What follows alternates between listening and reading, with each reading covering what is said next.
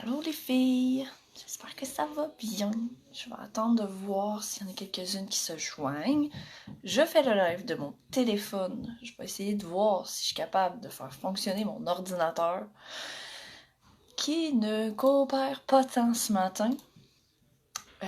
Donc, on va parler du sommeil.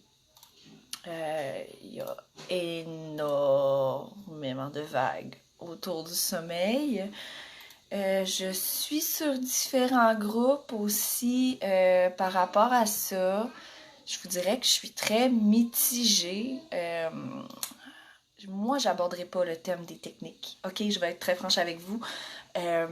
Si vous avez lu les règlements du groupe, vous comprendrez que je suis assez claire par rapport à mon opinion, à moi, sur les techniques que je nomme de dressage du sommeil, parce que ça a quand même des conséquences aussi sur plusieurs aspects différents.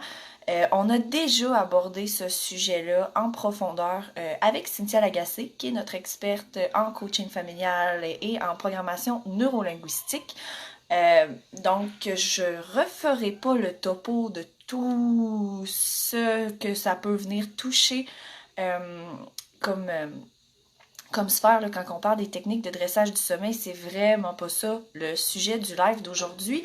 On va vraiment parler beaucoup plus des faits. C'est quoi les faits à propos du sommeil? Vous allez les voir passer tout au courant de la semaine aussi à l'écrit, parce que je sais que ça fait énormément de contenu.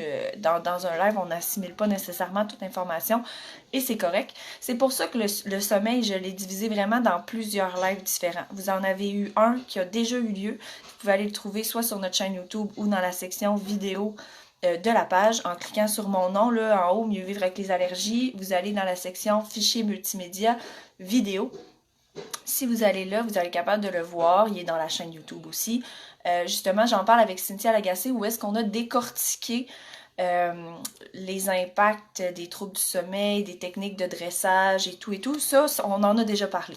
Aujourd'hui, on parle des faits et cet après-midi, sur le groupe général, on va faire un live avec Véronique, qui est notre artisane herboriste, qui va nous aider à trouver des alternatives pour aider à favoriser le sommeil, autant chez les parents que chez l'enfant, de façon complètement naturelle, là, sans utiliser les fameuses techniques de dressage de sommeil. Donc, ce matin, là, je vois que vous êtes deux. Si vous êtes capable de me dire un petit bonjour, juste si le son est correct, là, parce que je sais qu'il y a de la vaisselle qui se fait en arrière, puis ben du bruit. Mais c'est ça, mon ordi, il n'y a rien à faire avec un matin. Fait qu'on y va comme ça. Donc, cette semaine, je voulais vraiment qu'on prenne la peine de décortiquer. C'est quoi les mythes, c'est quoi les opinions versus c'est quoi les faits par rapport au sommeil. Parce qu'on s'en rend rapidement compte quand on est sur le terrain. Je mets des parenthèses là, parce que c'est pas vrai que je suis sur le terrain, hein, je suis sur Facebook. Avec la pandémie, on peut plus vraiment être en contact là, les unes avec les autres, donc on y va comme ça, mais il y a énormément d'opinions qui divergent en fonction de à qui on demande, de quel âge la personne a là aussi, de énormément de trucs. Donc, ce qui est super important, c'est de comprendre que le sommeil fonctionne pas du tout de la même façon chez l'adulte et chez l'enfant. Le sommeil n'est pas acquis avant 3 ans. Donc, ça se peut très bien que votre enfant fasse ses nuits de 0 à 12 mois, puis qu'après ça, il ne les fasse plus jusqu'à environ 2 ans, puis que ça recommence. OK? C'est très variable de 0 à 3 ans parce que l'enfant est en train d'acquérir tout ça. Dans le fond, il faut qu'il comprenne la distinction entre le jour et la nuit. Après ça, il va falloir qu'il apprenne à faire la distinction entre c'est quand qu'il faut que je fasse juste des siestes, c'est quand il faut que je dorme plus longtemps. Donc, encore une fois, là, c'est les cycles de jour et de nuit. C'est un peu plus long.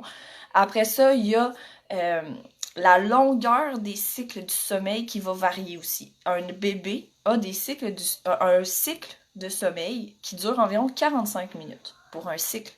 Nous, les adultes, c'est 120 minutes. 90 à 120 minutes. OK, selon les différents spécialistes. Donc, on double le temps pour un cycle de sommeil après 2 ans. Après 3 ans, excusez. Donc, on passe d'un cycle de 45 minutes tranquillement pour s'en aller vers un cycle de 90 minutes. Ce qui fait que ça change énormément de choses. Ça aussi, un enfant qui va se réveiller aux 1h30 en étant nourrisson, ça veut dire qu'il a enchaîné 2 cycles de sommeil, ce qui est excellent. C'est plate, mais c'est ça. C'est juste normal. À cet âge-là, le cycle du sommeil est beaucoup plus court. Certains enfants vont coller très tôt plusieurs cycles de sommeil sans problème. Mais pour plusieurs enfants, déjà qu'ils soient capables de coller 2 cycles de sommeil, c'est excellent parce qu'il y en a qui ne seront pas capables d'en coller plusieurs dû à des inconforts.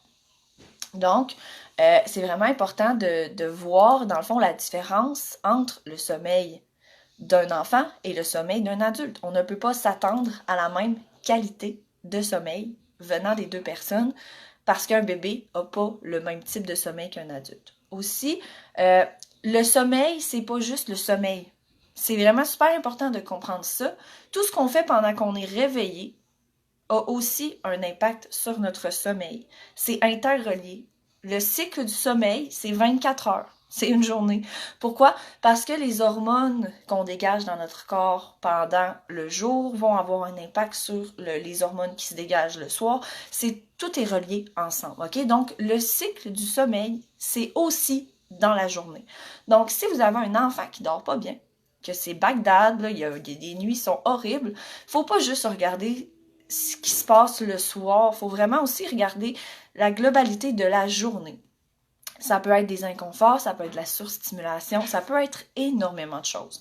Donc, il faut vraiment regarder l'ensemble. Puis c'est pour ça que le journal de bord est vraiment votre meilleur outil pour vous aider à vous guider à travers tout ça. Parce qu'on s'entend-tu que des trucs qui changent, des impondérables dans la vie d'un jeune enfant, il y en a beaucoup. Il y a des dents, il y a des virus. Il y a des journées, des fois, on s'entend quand on allaite en plus, si nous, on est stressé, on dégage du cortisol qui passe dans notre lait, donc ça peut rendre que notre bébé soit plus irritable. Donc, ça aussi, ça peut causer un impact sur son sommeil. Ensuite, je vais juste me remettre ça ici, comme ça. Parfait.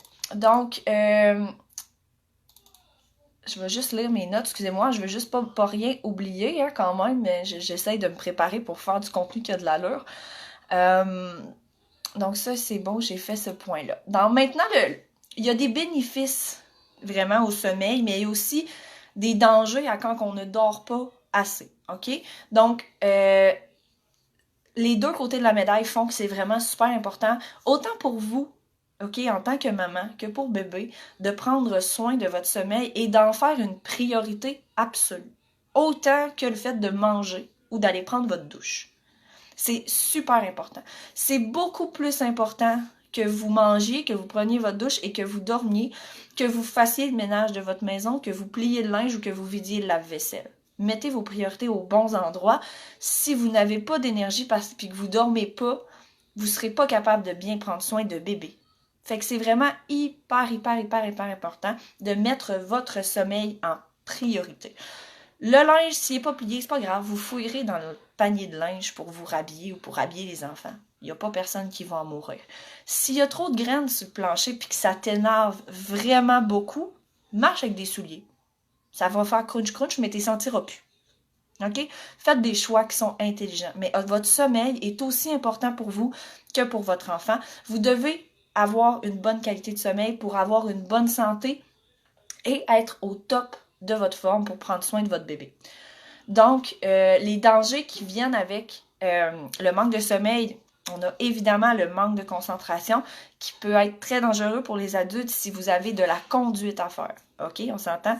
Ça augmente de beaucoup, là, justement, les troubles déficitaires de l'attention ou les symptômes étant typiquement liés au syndrome du TDA. Ensuite, ça augmente la mauvaise humeur aussi, ça augmente l'impulsivité.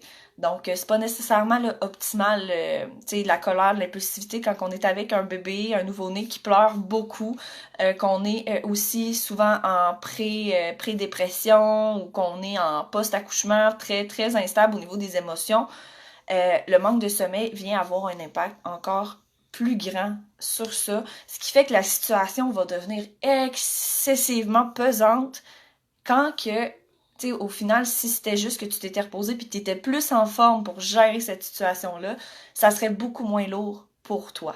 Donc vraiment, prenez le temps de vous reposer. C'est vraiment super important. Maintenant, le troisième volet, dans le fond, c'est que ça existe aussi de l'insomnie chez les jeunes enfants. Et oui, les bébés peuvent souffrir d'insomnie. On parle généralement d'insomnie pédiatrique quand l'enfant est incapable de s'endormir en exécutant une activité répétée. C'est tout le temps la même affaire. Par exemple, un enfant qui s'endort toujours devant la télé ou qui doit toujours s'endormir à un certain endroit précis. S'il dort pas, si mettons on n'est pas à la maison, s'il n'est pas dans son lit avec son toutou, il dort pas. Ça, c'est ce qu'on appelle de l'insomnie pédiatrique. Généralement, c'est plus environnemental. Donc oui, ça peut être parfois neurologique, mais ça va généralement passer avant 4 ans. Si jamais vous êtes vraiment inquiète de la qualité du sommeil de vos enfants, c'est vraiment important de consulter.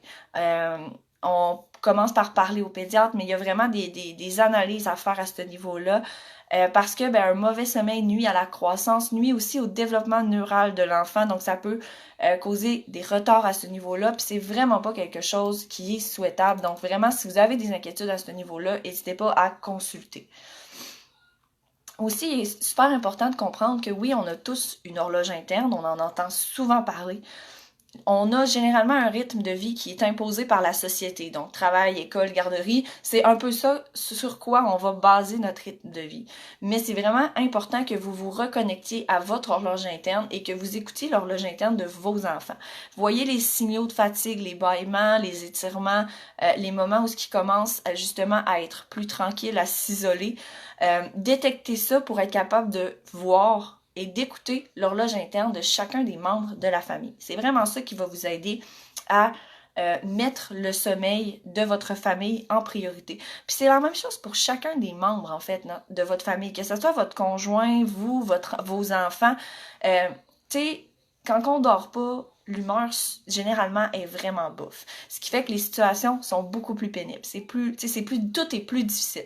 Donc, si vous mettez le sommeil de votre famille au même niveau que son alimentation et que son hygiène corporelle, je vous jure que vous allez avoir une vie familiale qui va être beaucoup plus saine et équilibrée juste parce que l'ensemble de ce que vous allez vivre va être beaucoup plus agréable et plus facile, vous allez avoir plus d'énergie pour le faire. Fait que même si vous passez moins de temps à faire des choses dans la journée parce que vous passez plus de temps à vous reposer, quand vous allez être en mode action, vous allez être beaucoup plus efficace, plus concentré, avec plus d'énergie. Donc vraiment, n'hésitez pas. Il y a plein d'astuces qui vont vous être partagées cette semaine. Il y a des sources, puis des sources, puis des sources, puis des articles à lire. Je vous encourage vraiment à prendre le temps de le faire. Ça va brasser beaucoup là, dans les groupes, sur la page. On est en mode lancement la semaine prochaine. Donc, à partir de lundi. Donc, il n'y aura pas de thématique hebdomadaire la semaine prochaine. Je vais être en live assez souvent pour que vous me voyez la face. On va parler avec chacune de nos expertes. Donc, on a 6 expertes. Donc, moi plus les 6, on va être là. On va avoir des discussions, là, moi, je rencontre chacune séparément. Donc, on va avoir des discussions ensemble. On va parler de leur rapport à l'intérieur du membership, de leurs connaissances. Vous allez voir, ça va être super intéressant. On a plein de beaux prix à vous faire tirer aussi. Des memberships qui vont être à gagner, des consultations, des huiles essentielles. Il y a vraiment, ça va être comme une belle fête la semaine prochaine. Je vous invite à être là. Ça va se faire sur la page plutôt que sur le groupe. Mais si jamais vous avez des questions, vous n'êtes pas sûr de savoir où est-ce que vous pouvez trouver l'information, qu'est-ce qui se passe, je vous invite à vous inscrire à l'infolettre. Ça va être envoyé demain. Vous allez avoir tout le contenu, la description de ce qui s'en vient à l'intérieur et aussi, comme le lancement arrive, vous allez avoir des petits courriels supplémentaires qui vont justement vous tenir au fait de tout ce qui se passe, des événements. Il y a un coaching gratuit qui va vous être offert aussi pour celles qui ont des questions en ce moment puis qui aimeraient beaucoup avoir des réponses, mais qui n'ont pas nécessairement les finances pour investir, que ce soit pour le membership ou pour une consultation. Ça va être votre occasion d'en profiter. Vous allez avoir accès à un coaching gratuit. Tout ça va sortir à partir de lundi la semaine prochaine. Vous allez avoir accès à tout ça. Donc, si jamais vous voulez pas manquer ça, vous êtes pas sûr de savoir si vous allez voir passer la publication, ben je vous invite tout de suite à vous inscrire à l'infolettre. Vous allez recevoir le premier courriel demain. Sur ce, je vous avise là parce que c'est sûr que vous allez voir des pubs passer et tout, mais inquiétez-vous pas, là, on n'est pas du genre achalant là-dessus. Donc, je vous souhaite une excellente fin de journée, puis on se revoit bientôt. Bye bye!